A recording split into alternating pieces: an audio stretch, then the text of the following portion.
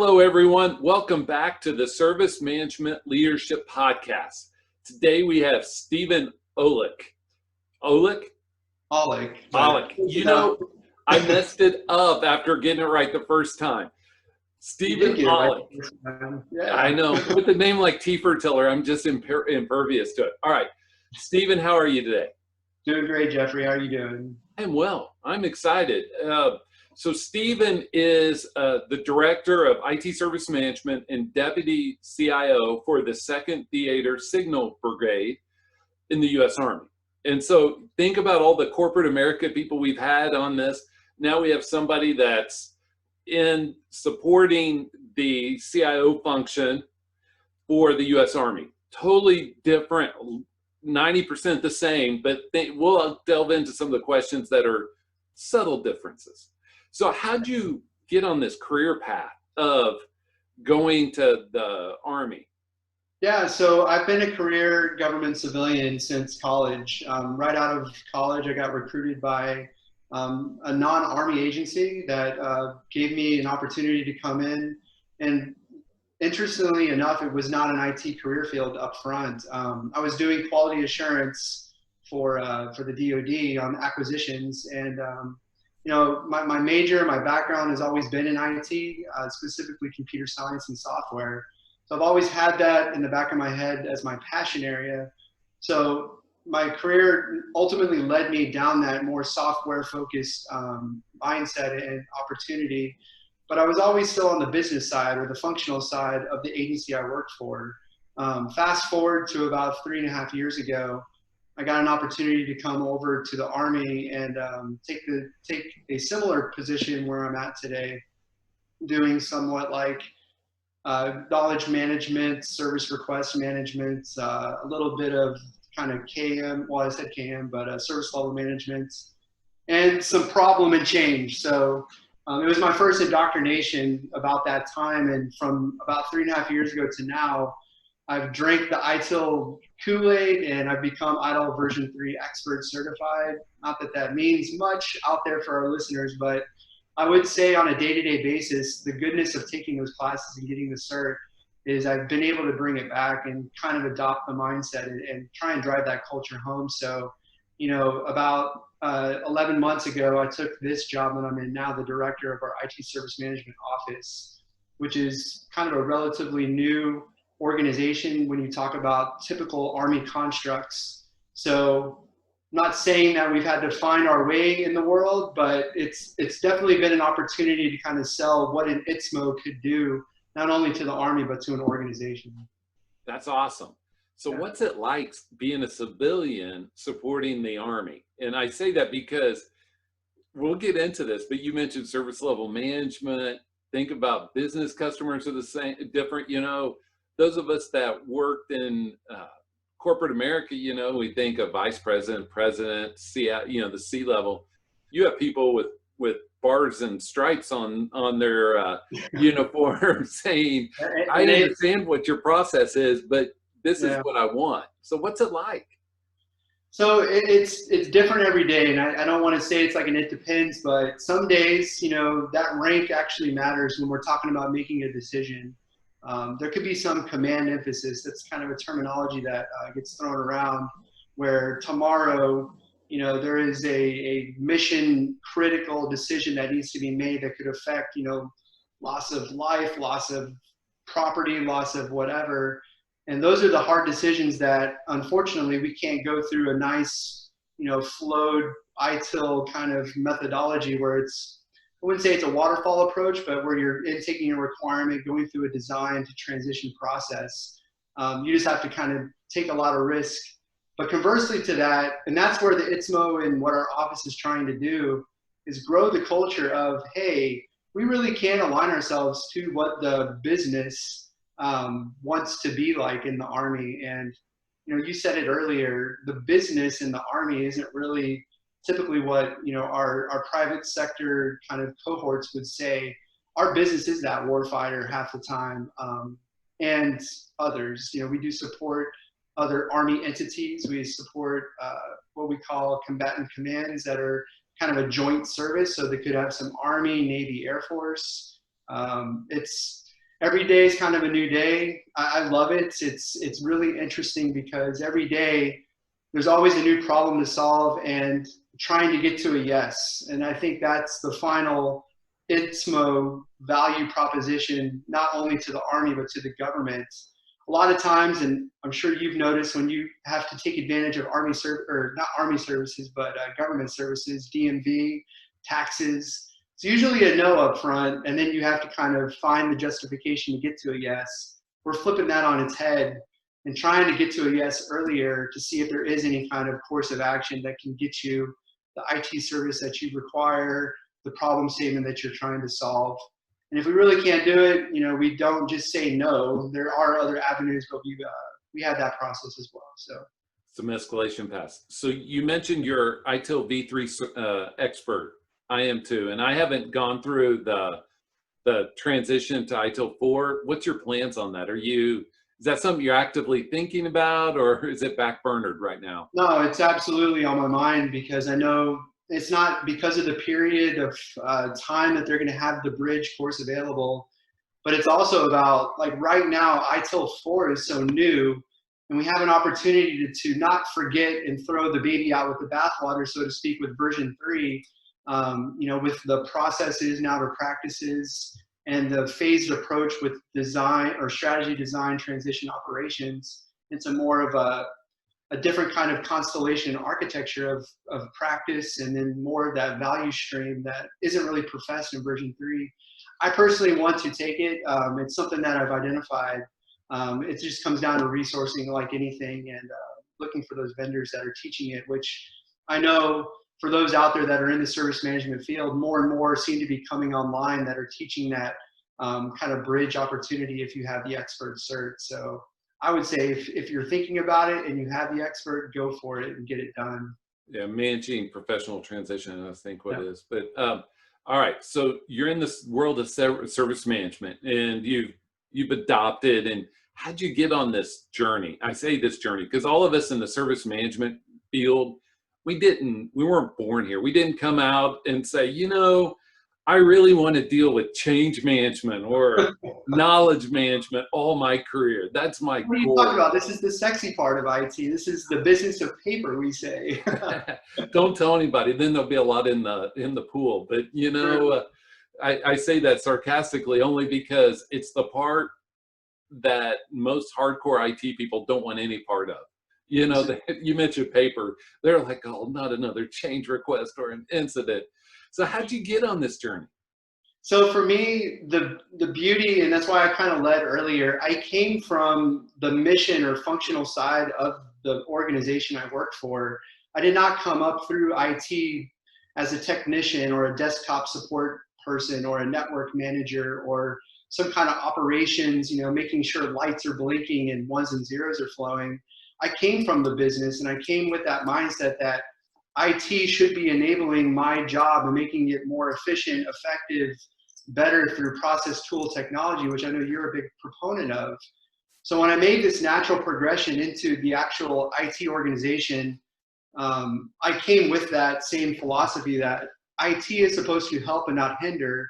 And then secondly, IT is not supposed to be the necessary evil that we have to throw, you know, the millions of dollars at to buy the shiny toy and then solve a problem after it's thrown over the fence to the business. It is a co-development and co-created process, which I know, you know, is foot stopping ITIL 4, right? It's sitting down with those stakeholders, because the IT is there for the business. They're not there to be a self-licking ice cream cone. And that to me is, I'm gonna wear it on my sleeve until I'm done kind of working in my career. And I think a lot of people are open to that mindset. And that's something that, you know, as I grow teams that I put together and talk with people and work, if we can get that right and we're very clear about that together, really the sky's the limit about changing the culture, not only in the Army, but just with IT service management. All right, so you gave me a phrase I had not heard before, but I'm stealing it. I'm telling everybody I'm stealing it. IT Sure. is not a self-licking ice cream cone. I love it. Take it, put it on a banner right behind you. That'd be great. I love that, because it's true that, you know, I think of IT in the business, 5 years from now, 10 years from now, whatever company or brigade or army, whatever, it's going to be a marriage. You know, it's not a partnership. It's going to be a marriage. We share a checkbook. We share visions and goals. We share constraints and expenses. It's going to be a marriage. And so I really appreciate that. So what does service management in the Army look like? I mean, that's a loaded question. So I apologize if it's too loaded. Yeah, I mean, I'll keep it on the 50,000 foot level. So the Army, well, I'll start with the DoD because that's kind of my branch of the government. So the DoD actually has an enterprise service management framework that was well thought out about a decade ago with the really smart kind of systems engineers and the people that were kind of thinking ahead. If you remember, version 3 came out about the same time, about 2011. So in my opinion, this was before my time. They really had identified that this was a strategic thing that the DoD really needed to get around, that we should have end-to-end processes that overlap with one another, and then also bringing in the different services of themselves with IT investments and portfolio management and service management and all, just all of that thing, and then ultimately leading to well-defined services with service targets that are clear to any user that's out there, and we're not duplicating efforts across the board. That's a lot of information there. The goodness of all of that was the Army also took that service management framework and built their flavor of it called the Army Enterprise Service Management Framework. So that's kind of like how we plug in today. And that framework defines out most of the processes you would find in version 3. I have to believe that they're going to be revisiting the whole idea now that 4 is out, and other service management entities of the Army are now looking at service management, such as HR, facilities, security, other things like that. So they're all looking at similar type processes and platforms. And then you said it earlier, the marriage aspect. I think IT is going to start integrating more with those, and that's where we are today and probably where we're going to be going in the future. Oh yes, and you and I talked beforehand and similar thoughts. IT service management is not a tool-centric view, right? We kind of prop up our tools, but it's how do we get these outcomes? And tools are part of those ingredients. What, if you can tell me, what ITSM tool sets do you use? Sure. So, I mean, the main tool that we are using today is BMC Remedy. It's the tool of choice for the past, as far as I know, the past decade plus, basically since that came into existence. We all know of the other competitors that are out there. Today, that's where we're at. It's where we're all in at. And I feel like there's a lot of opportunity there. We are using many of the components of that system today to align specifically our CIs and assets to the incidents and problem and change, and then ultimately having a predefined catalog there so that we can grow that tier 0 or self-help kind of capabilities. So I might sound like we're really mature in all this. We always have opportunities for improvement like any organization. So the ones I mentioned out loud are pretty much where we're all in today, looking for added kind of collaboration and integration there. And it's hard. Everybody, no matter what organization you're at, and you've gone through all the process maturity assessments through the whole spectrum. No matter where you're at, you always have opportunities for improvement. And I say that because I've seen a lot. I've seen some who thought they were mature, and then as you start peeling back the layers of the onion, you're like, we have some opportunities for growth here, especially when you talk about integrating with our business customers, aligning. One of my pet peeves is aligning what we're doing with what the corporate vision is, make sure those are aligned and what our business customers need, because we don't want any wasted effort. We don't want any, we want everything to be in sync. And so, which leads me to my next question. Who is your business customer in the Army? I think of it, is it some guy in a squadron, wherever they, or Army battalion or brigade, wherever they are, in the world? Are they your customer, or is there a chain of command? I assume it's Yes, much yes, and different. yes, Jeffrey. Yeah, I mean, you're absolutely right, on both counts. So we have the soldiers that are out there, either on a post-baser camp in our area of responsibility, or kind of out there in the far-reaching, vicinities of where our network touches today. And they're doing typical request fulfillment processes, ordering from our capability, either through the site that we have or calling our service desk. And then we also have the more internal stakeholders and customers, internal to our organization that we service, and then those process managers and owners of the said capability that we deliver. And then we also have the chain of command. They call it in the military an operational controlled alignment, an OPCON, and we are controlled by a certain organization inside of the Army that does direct us and give us that guidance and direction pretty much on a day-to-day basis. So they're also going to be throwing requirements at us, and they're to equate it to what a private organization would be, like their technology roadmap of where the next 5 to 10 years is going to look. And we have to be sensitive to that and not look only internal to ourselves. So we're trying to align more to that. We also have customers that are not officially part of the Army that we also have to align to, be sensitive to what they're thinking, and kind of have on their mindsets and what the optics of the current environment look like. We've all seen recently, and this is public knowledge, our current president's looking at different strategies with where we are pre-positioned across the globe. That's driving big conversations across the government. So, that's just where my office and other of our stakeholders are trying to plug in and be very knowledgeable, number one, and then be proactive and be at the table with them as they're having these conversations. So what I heard you say, and I'm going to repeat it just to make sure I'm right. So the Army has a service catalog, and there's a central point of entry, like it should be, and I'm giving it kudos, right? But the Army is vast. It's spread out over continents, different chains of command, right? And you have the central entry point. Is this right? How does it get that request? Joe out in the field needs Microsoft Visio. How does that all happen? I pull that out because that's always the mundane request. So I would say the Army's done a really good job. One of the really good things they've done, they have created a service desk, a worldwide service desk for any Army customer that's out there.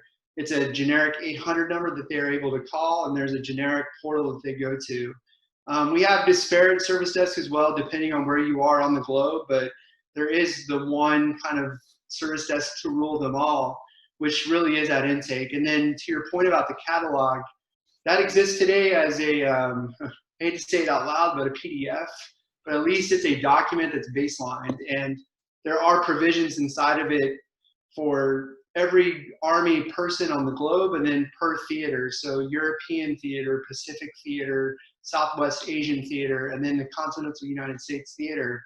And it gets into kind of the one-off or uniquenesses of those service levels that are available, and then different processes if you had something that was, to use our terminology, mission funded or above baseline.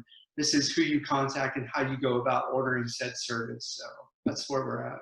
I would never apologize about the PDF, because the part where us in corporate America don't appreciate is if we put all of the stuff in a catalog that was accessible, then you're going to have security concerns because of who all can access it. Think about the identity and access management nightmare there. Or, so I wouldn't apologize. I would just say, that's an opportunity, because always, as you take that step forward, you're like, uh-oh, we could take 20 steps forward from there. All right.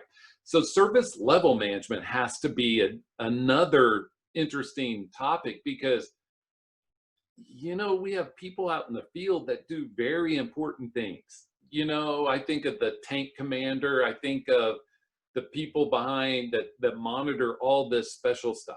I don't need to get into that. Sure. but they have, some of them have some pretty special service levels, because those of us in corporate America, there's this concierge for the VPs, the VIPs, or the C level.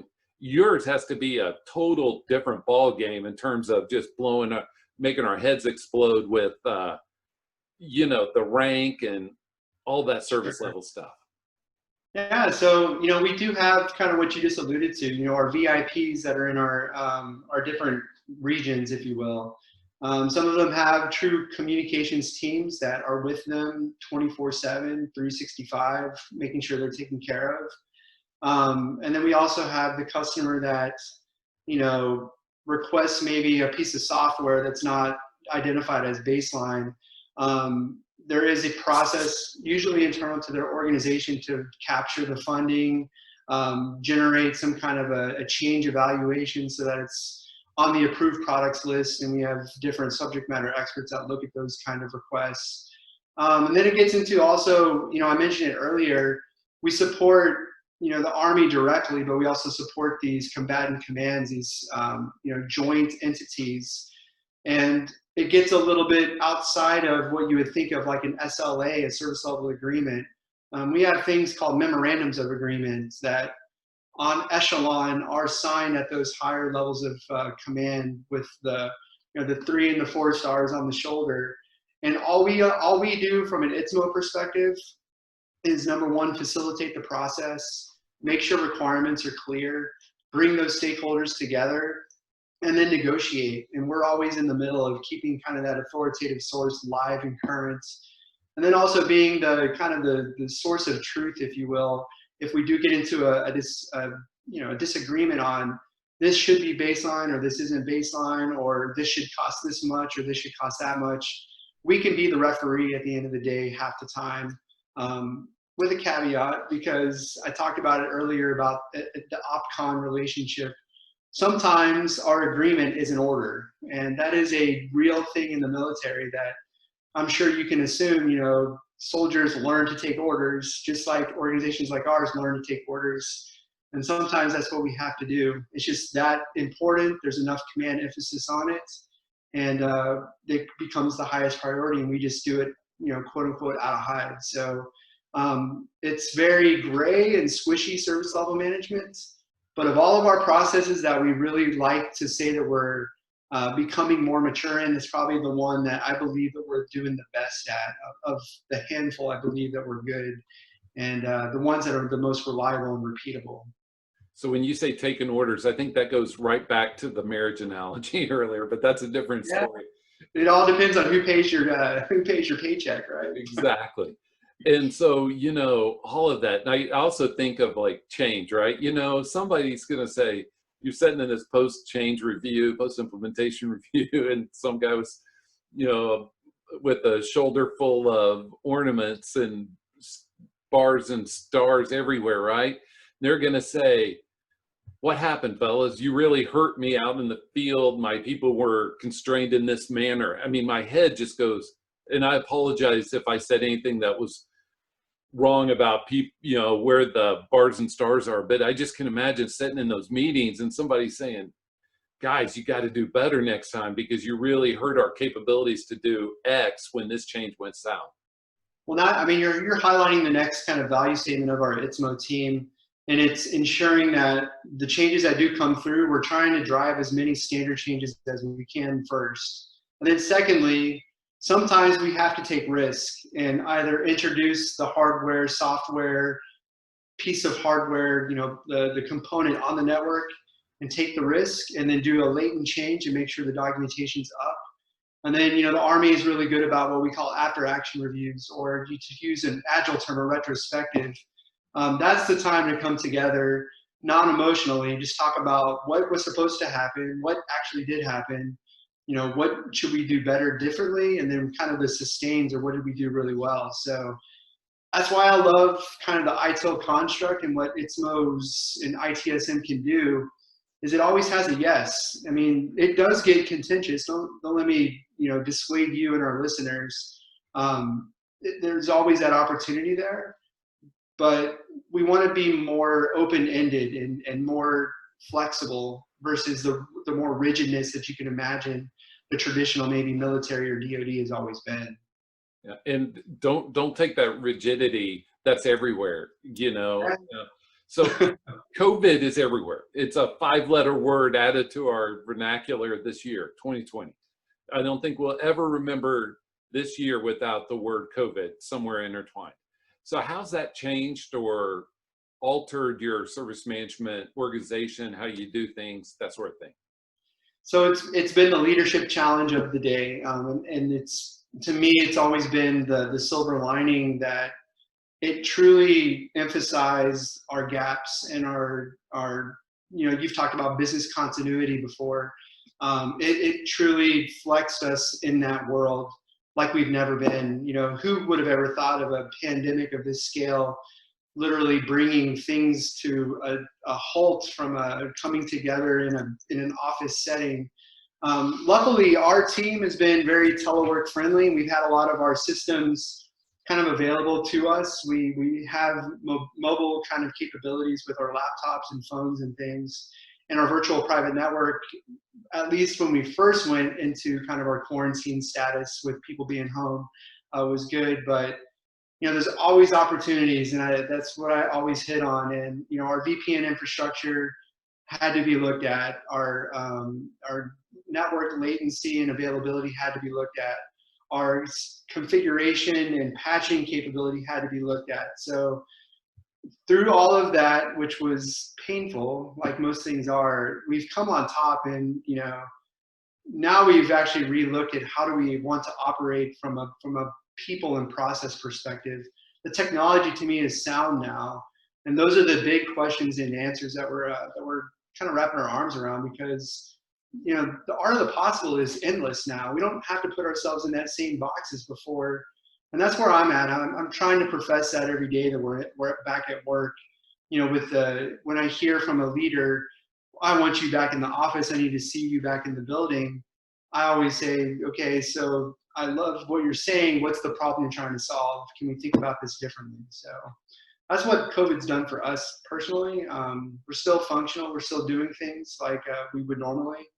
And I believe we're still getting after the mission. So two things I heard you say, though, is that it's giving you a new perspective, starting point, paradigm, whatever you want to say about going forward, right? I mean, it's removed some constraints. And the second part is that, and this has been my view of COVID, okay? And it's a lot of negative, and we all get it. But most of the problems we see today are just magnified or amplified from what existed before. And I don't want to put you on the spot or any of that stuff or ask you to respond, but that's just been my view. In America, the school systems and dealing with technology, it's just shown a magnifying glass and said, here's your problems. Now they're bigger. For sure. The technology debt was there the whole time, and it's come to light like most things do when you get stressed. So oh yeah. And so they're not necessarily new problems. They're just making your old problems look huge, and they are now. All right. So now you get a hypothetical question. You get a blank check to invest in your service management organization. How do you use those resources? What do you think, hey, this brings a lot of value. We want to make sure that we get a bang for our buck doing X. How would you spend it? So just to be very blunt up front, I think knowledge management is where I would put every dime and every dollar into. And that's not only from the tool perspective, but from the process and then the training and the people aspect. I think today, the one area that everybody, they always want is a phone number to call for help and to put tickets in. And I'm a big believer in self-help and building out knowledge articles and the chat kind of capabilities that could exist with the bot technology that's out there, and then giving people the freedom to find the solution to their own problem or request. We have a platform today that gives that capability, but it could just be so much more. And a problem or an opportunity for our organization specifically is our turnover rate's relatively high. So as people come in and out of our organization, that knowledge transfer is just not happening. And I believe if we really wanted to get serious about continuity, with COVID, there's a perfect example of that. All these lessons learned that we just went through, I don't want them to become number one shelfware where it just sits there and collects dust. Or secondly, the good idea came and went and we all forgot about it because it was, in someone's head and not put into a nice document or a nice capability, Google-like, if you will, that someone could just get in there and see what the solution could be or see similar kind of aspects of a similar problem or request. So to me, we would get so much bang for our buck if we just went all in on KM, built out that self-help, that tier 0 kind of capability, and then also divest ourselves of a service desk with people manning a phone and let them get after other areas like problem and have a true kind of incident team or some kind of a, just a one-off. I think problem management, secondly, that's another area, but KM for sure.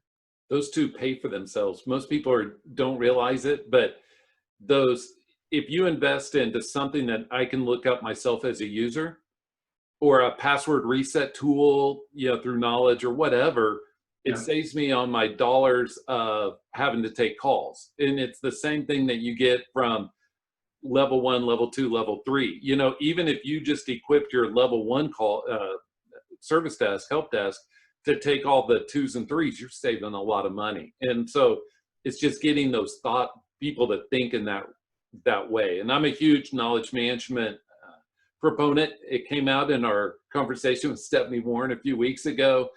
And it's just one of those things that I think pays dividends, especially for you. And I mean this very much kindly, you younger folk that grew up on Google, right? I mean, it's not the older people that grew up with a phone book trying to find somebody's phone number or address. Now it's accessible on our phones. We go Google it. Hey, where's this located? We go Google it, right? And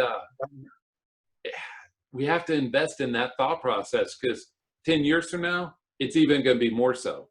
And anyway, that's my soapbox for today. Stephen, I love the soapbox. It was great. It's room for two. Stephen, thank you. Stephen Ollek, thank you for joining us too on this call and on this podcast. We've enjoyed the conversation. Everybody connect with Stephen. We thank you once again, Stephen. Thanks, Jeffrey. Appreciate it. Love what you're trying to do with your organization and just promoting service management. We talked about it. I want to see this community grow. I'll do the best that I can to kind of profess this information, share it, reshare it, retweet it, all that good stuff. So keep doing what you do, and I'll be one of your biggest supporters and first followers for sure. Thank you very much. Have a great day, everybody. And we'll be right back with Jeffrey's closing thoughts. Hello, everyone. This is Jeffrey, and I'm back with today's closing thoughts. We appreciate Stephen Ollek for being on our podcast, our show today. It was a great conversation. And as usual, I usually have 2 or 3 points. And today I have 3 points I want to just follow up and tidy up.